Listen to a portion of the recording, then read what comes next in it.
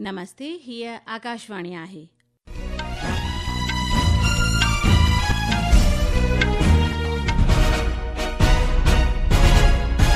हाणे तव्हीं माला खूबचंदाणी खां सिंधीअ में समाचार ॿुधंदा। सभ खां अवल मुख्य समाचार। प्रधानमंत्री नरेंद्र मोदीअ अमेरिका जे राष्ट्रपति डोनाल्ड ट्रंप खे चिटे नमूने चयो, पाकिस्तान सां गॾु हेल में थियल फ़ौजी कार्रवाईअ खे रोकण में कंहिं बि टे पख जी त्याकुड़ी कोन हुई। भारत पाकिस्तान सां गॾु मुद्दनि खे हल करण वास्ते कंहिं बि टे पख जी दस्तअंदाज़ी कोन स्वीकार कंदो। प्रधानमंत्री मोदी क्रोएशिया जी राजधानी जाकरेब पहुतो आहे। इन दौरान विज्ञान, तकनीक, ज़रायत, तइलीम ऐं सक़ाफ़त जे खितनि में समझौतनि ते सही सिका थियण जी उमीद। ईरान जे आला नेता खामेनेई चिताव ॾिनो आहे त ईरान जे ख़िलाफ़ अमेरिकी हमले जा गंभीर नतीजा ईंदा ऐं आत्मसमर्पण खां कयो इनकार।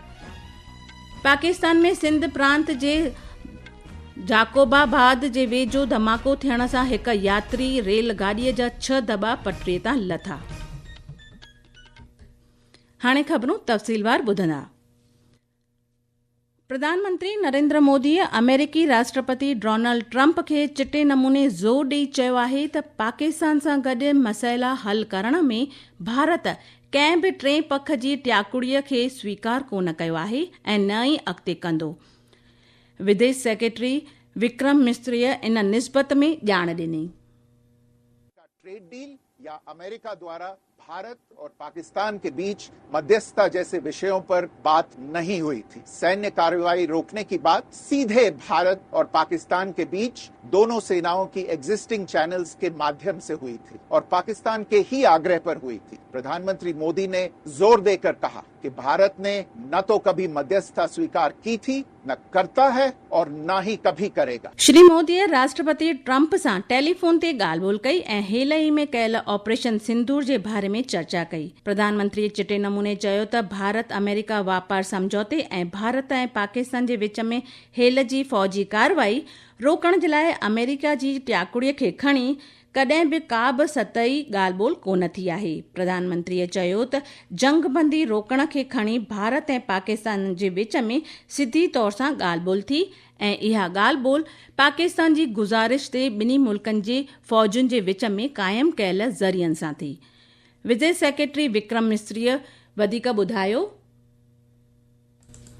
ट्रंप के आग्रह पर आज दोनों लीडर्स की फोन पर बात हुई। बातचीत लगभग 35 मिनट चली। प्रधानमंत्री मोदी ने राष्ट्रपति ट्रंप को स्पष्ट रूप से कहा कि 6-7 मई की रात को भारत ने पाकिस्तान और पाकिस्तान ऑक्यूपाइड कश्मीर में सिर्फ आतंकी ठिकानों को ही निशाना बनाया था। भारत के एक्शन बहुत ही मेजर्ड, प्रिसाइज और नॉन एस्केलेटरी थे। ध्यान ॾियारियूं त श्री मोदी ऐं राष्ट्रपति ट्रंप जे विच में कैनेडा में G7 शिखर सम्मेलन दौरान मुलाक़ात थियण वारी हुई, पर श्री ट्रंप खे जल्दी अमेरिका मोटणो पियो। इन करे इहा मुलाक़ात कोन थी सघी।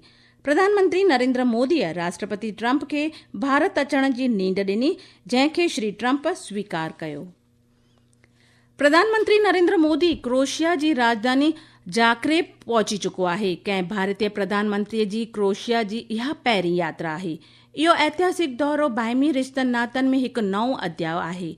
इन दौरे सां ॿिन्ही मुल्कनि जे विच में अहमियत भरियल सहकार ऐं मज़बूत थियण जी उमीद आहे। इन में वफ़द सतह जी मुज़ाकरात, मुख्य खितनि में समझौता ऐं सक़ाफ़ती सिफ़ारतकारी शामिल थींदी। दौरे दौरान भारत ऐं क्रोएशिया विज्ञान तोड़े तकनीक, ज़रायत, तइलीम ऐं सक़ाफ़त जे खितनि में मुख्य समझौतनि ते सही सिका थींदा। जाकरेब यूनिवर्सिटीअ में हिंदी चेयर जो पिणु विस्तार कयो वेंदो, जंहिंसां भारत जी भाषाई ऐं तइलीमी पहुच खे ओज मिलंदी। गौरतलब हुजे त इहा यात्रा आतंकवाद ख़िलाफ़ भारत जे रुख ऐं मुतहिद जमायत सलामती काउंसिल में दाइमा सीट वास्ते हुन जे दावा लाइ क्रोएशिया खां वधंदड़ पुठभराईअ जे विच में थी रही आहे। ही ख़बरूं तव्हां आकाशवाणी तां ॿुधी रहिया आहियो। वधीक ख़बरुनि जे लाइ तव्हीं असांजी वेबसाइट newsonair.gov.in खे फॉलो करे सघो था।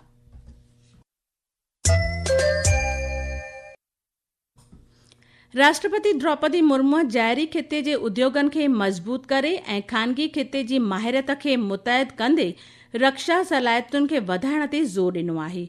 राष्ट्रपतिअ चयो त देश स्वदेशीकरण जी कोशिशुनि में तेज़ी आणे सघे थो ऐं रक्षा माहौलियाती निज़ाम यानी इकोसिस्टम में ख़ानगी उद्योगनि जी हिसेदारीअ सां गॾु ख़ुदि खे आलमी रक्षा मैन्युफैक्चरिंग मर्कज़ जे रूप में क़ाइमु करे सघे थो।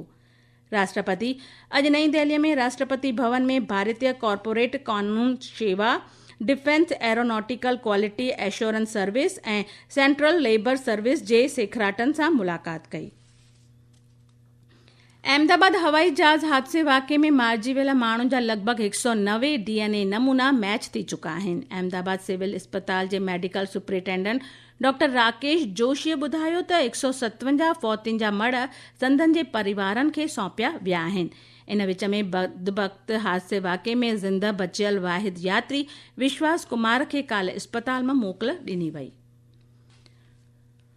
पोरियत अवामी शिकायत ऐं पेंशन वज़रात जे सूबाई मंत्री डॉक्टर जितेंद्र सिंह चयो त सरकार गुज़िरियल 10 सालनि में सरकारी उहिदे पदनि वारी ख़ाली जायुनि खे भरण जे लाइ ठोस क़दम खंया आहिनि।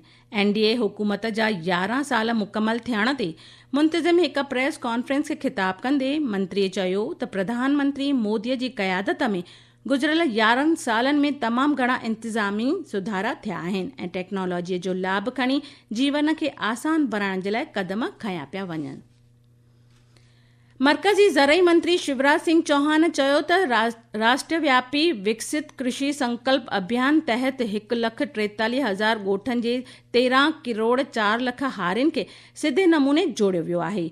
अॼु नईं दिल्लीअ में मीडिया खे ख़िताब कंदे श्री चौहान चयो त तरक़ी याफ़्त ज़रई खितो ऐं खुशहाल हारी प्रधानमंत्री नरेंद्र मोदीअ जे विकसित भारत जे नज़रिए जो हिस्सो आहिनि।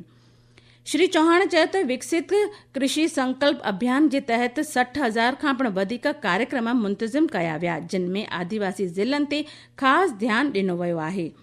श्री चौहान अॻिते चयो त सरकार जो मुख्य ध्यानु कुड़मियुनि जी आमदनी वधाइण ऐं भारत खे दुनिया जे बास्केट यानी खाद्य खोराक जी टोकरी बणाइण आहे। विकसित खेती और समृद्ध किसान के लिए, लेकिन अलग अलग काम कर रहे हैं। इनको अगर एक साथ जोड़ दिया जाए और तभी विचार मन में आया one nation one agriculture one team, एक टीम बनाई जाए कि सब मिलके एक दिशा में काम करें जिनमें किसान भी शामिल। और इसी विचार को लेकर हमने बनाया विकसित।